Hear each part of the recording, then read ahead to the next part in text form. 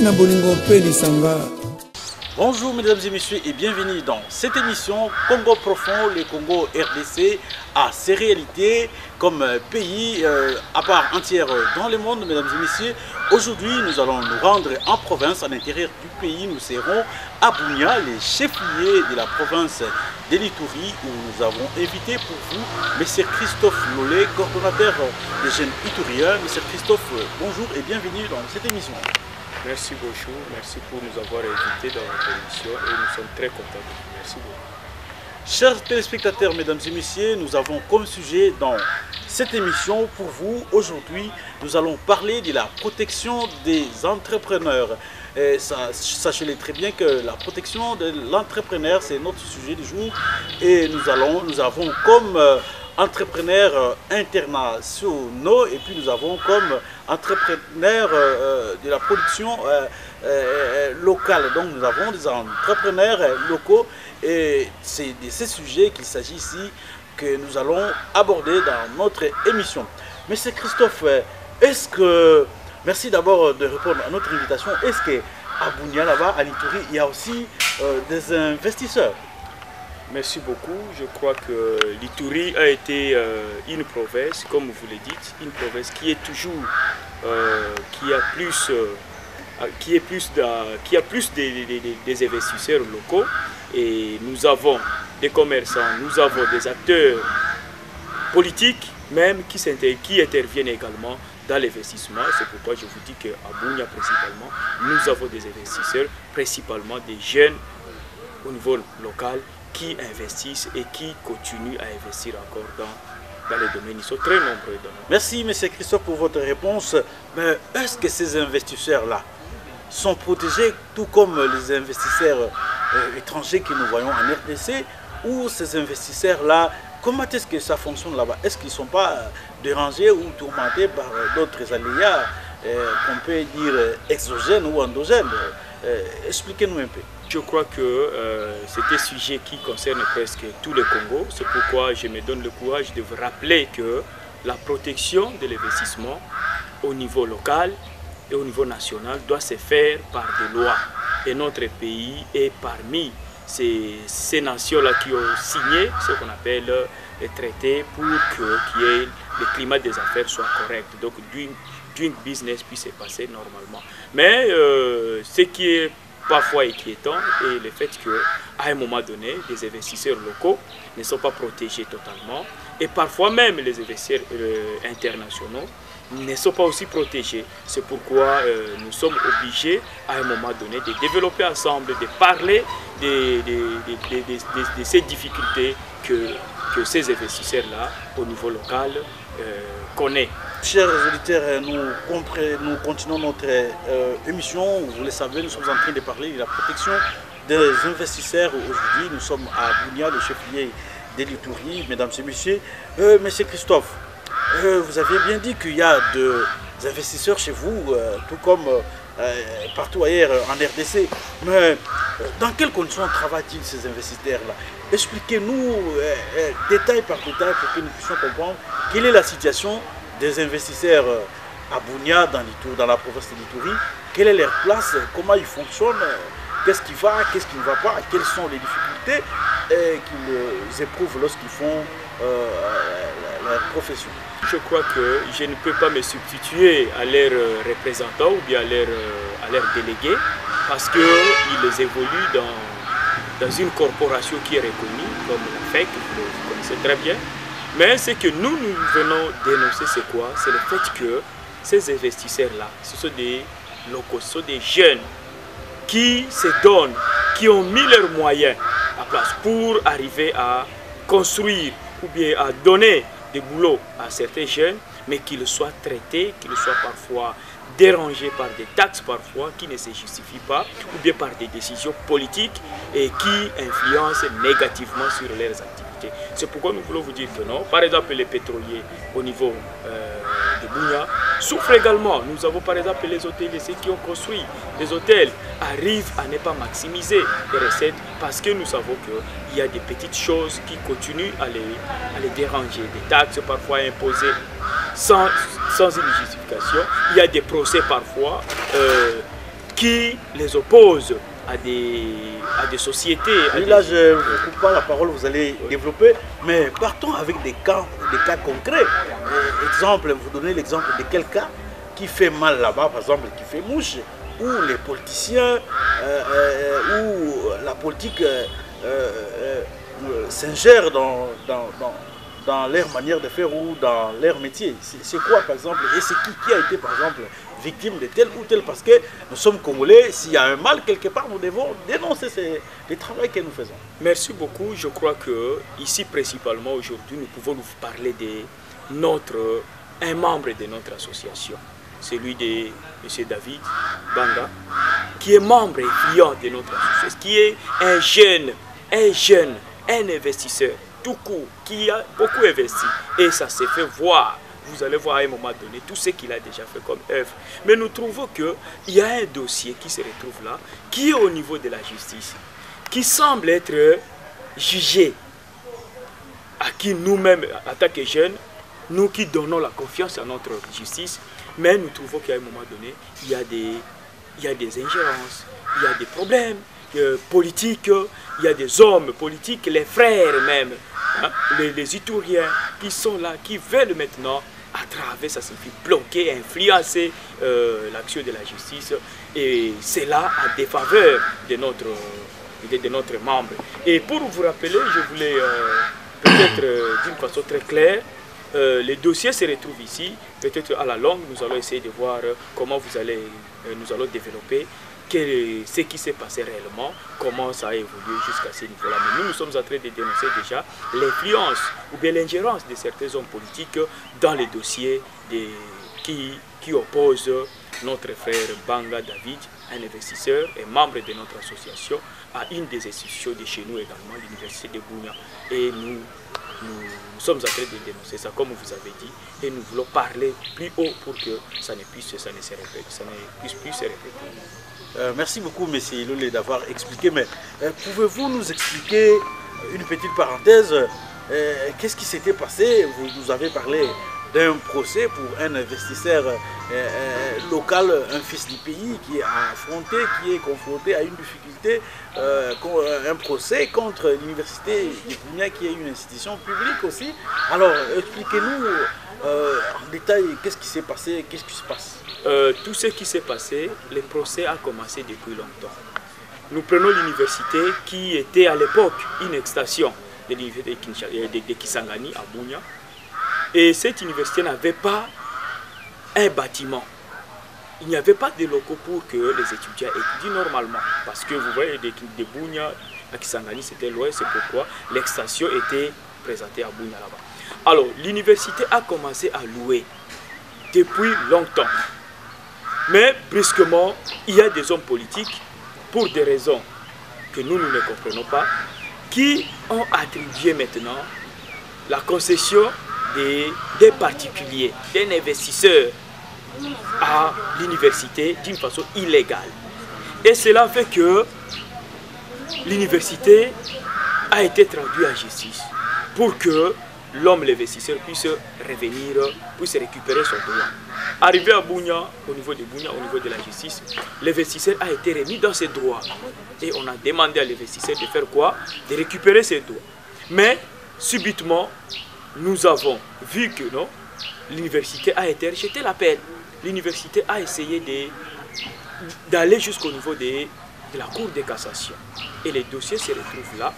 Et dans les temps, pour peut-être vous spécifier plus, l'université demandait même, dans l'optique de construire, demandait aux étudiants un frais qu'il fallait payer pour la construction. Je crois que les anciens de l'Ilibou le connaissent très bien. Ces frais-là étaient payés par les étudiants pour construire, parce qu'on ne voulait pas que l'université demeure toujours locataire dans la concession des particuliers, qui pouvaient peut-être avoir un autre projet pour peut-être valoriser ses affaires. Et aujourd'hui, les dossiers se retrouvent au niveau de la Cour de cassation, mais subitement, nous voyons des hommes politiques intervenir dans des chaînes, intervenir auprès de certaines autorités pour présenter une image qui va à l'encontre de la justice. Ça signifie faire tout pour clouer un particulier au détriment de l'institution publique. Alors, nous voulons dire ceci. La justice doit faire son travail. Et ces hommes politiques ne peuvent pas récupérer une situation aussi claire à leur faveur, même s'ils veulent se faire la popularité.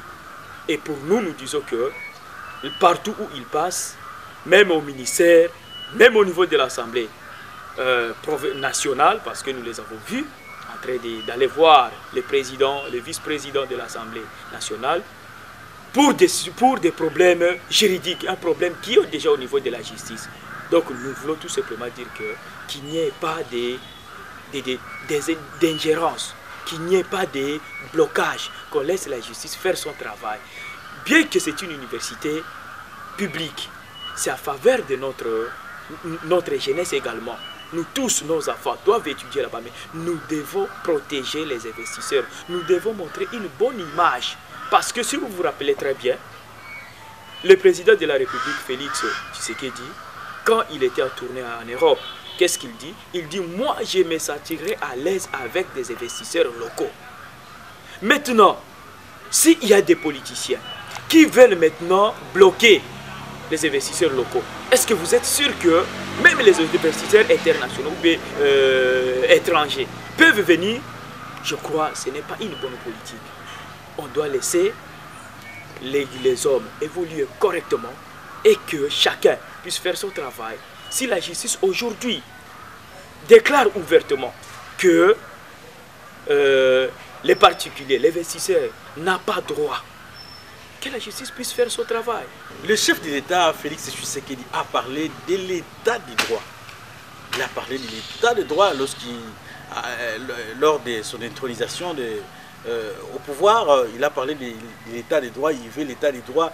Est-ce que, monsieur Christophe, avant d'arriver à cette question-là, vous avez dit que l'université était locataire par rapport à ces bâtiments-là. Oui, depuis longtemps, les anciens qui sont passés par l'université de Bunia, à l'époque où c'était l'extension, appelée Koueb, connaissent très bien. Ils connaissent très bien que non, il y avait des frais payés pour la construction. Il y a même une concession de l'université où déjà on devait avoir des bâtiments. D'ailleurs, moi je voulais que, je souhaiterais que tous les anciens de l'université de Bunia, à commencer par Koueb, qui se retrouvent dans les affaires, puissent quand même faire une sorte d'audit général. Ça signifie depuis que les étudiants ont commencé à payer pour la construction, qu'on puisse voir réellement qu'est-ce qu'on a fait avec cet argent. Parce qu'aujourd'hui, l'université ne devait même pas être opposée à ces problèmes-là. Mais maintenant, le problème, c'est quoi? Si les particuliers demandent à récupérer ces billets, où est-ce que les étudiants vont partir? Mais c'est là où les problèmes se posent. C'est pourquoi nous disons que peut-être l'université, ceux qui ont géré l'université, connaissent où est-ce qu'ils ont mis l'argent des contribuables. C'est pourquoi nous, les anciens, avec différentes associations au niveau local, la société civile, devaient se mettre ensemble, même avec ces élus qui passent par-ci, par-là, dire que non, depuis que vous avez commencé à percevoir l'argent pour la construction, qu'est-ce que vous aviez fait de cet argent pour qu'aujourd'hui l'université se retrouve sans bâtiment? Parce que l'université a une concession achetée. Une concession où il fallait construire. Parce que normalement, même les hommes d'affaires au niveau national voulaient bien investir. Un commerçant, par exemple, peut facilement dire que non, moi je construis par exemple un auditoire. Lorsqu'il voit que ce que vous avez déjà investi, ce que vous avez déjà construit, existe déjà. Mais lorsque vous ne faites rien, je ne sais pas. C'est pourquoi moi je voulais dire tout simplement que l'audit doit être fait. Tous les anciens de l'université de Bunia, a commencé depuis que l'université a été une extension de l'université de Kisangani, nous devons nous mettre ensemble pour essayer de voir comment on peut demander à tous ces gestionnaires-là qui ont défilé à la tête de l'université de Bunia de nous justifier l'argent perçu par eux et donné par les étudiants pour que leurs frères qui se retrouvent aujourd'hui dans des auditoires puissent avoir leurs propres parcelles, leurs propres auditoires. Parce que là, l'université était locataire, même si à un moment donné, des autorités politiques ont attribué d'une façon illégale la parcelle à l'université. Merci beaucoup, Togo Lobapeta Lingala. C'est une émission bilingue. Mais c'est Christophe, chef de l'État, à l'Obaki Makamouya, État de droit. Est-ce que réellement, tant Makamouya Bongo, Ezoko Salam, est-ce que Ezali État de droit? Est-ce que Ezali État de droit? Peut au Senginini, Namakondia Mboka, à Lingi, État de droit, Ezanakati Mboka. Est-ce que pour Eza Université, il y a été, à Koko Soyango gratuitement, to. Ndeko à perdre parce que on a les universités à l'État, qu'est-ce qu'il faut faire là? Qu'est-ce que vous avez comme adresse à l'endroit du chef de l'État congolais Félix Antoine Tshisekedi Tshilombo? Ndeko outi koyebisa biso to kokana koloba pe na lingala eza malamu mingi po eza monoko na biso na lingete na kokana koyebisa batu nyonso et que oyo babengi état de droit ezalaka bongo te. Oyo tozo sala eza une façon ko frustrer ba investisseurs. Or, soki tomoni lelo lolenge président azotambola. Soki ya solo tolinge te président akokana ko réussir na mission na ye. Est-ce que toko continuer na ko frustrer ba investisseurs locaux? Est-ce que ndeko na ngai oza sûr que no lobby ba ebisi te que no ba lobby no voilà investisseur tel. Par exemple David a été inquiété. David aussi azapena ba ndeko na mususu. O baza ba investisseur o ba collaborateur na o ba lingi ba ya. Mais bango ba koyate parce que bazo banga. Mais ba David wana ba tumususu lokola ba commerçant belé abunya ya Kivu ba investir déjà. Bango malgré guerre ezali. Malgré bazo bungisa ba miloko na bango mais ba lobi biso to kotonga et pas na biso.